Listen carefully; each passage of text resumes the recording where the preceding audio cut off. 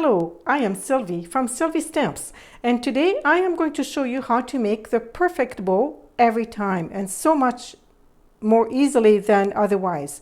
So my husband made me this little apparatus here, and it is wonderful because I can make bows this size or I can move these little pegs wherever I want to make the size of bow that I need.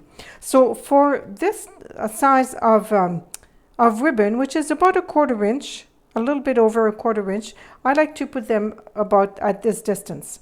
So I'm going to put it like this, and then my short end here, this one is linked to my spool of ribbon, and this is the one that's finished here, that's cut off already. So the one that's cut off is underneath, and I'm going to put it over top, bring it back to the back, and then just make a knot. Simple as that. There we go, and then I pull this off, and I have a perfect bow.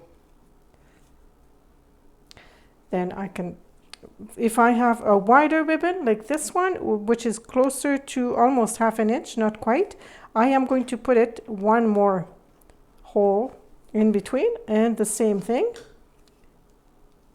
Go around the pegs. This one is a short end, and so I'm going to put it under and over and make a knot.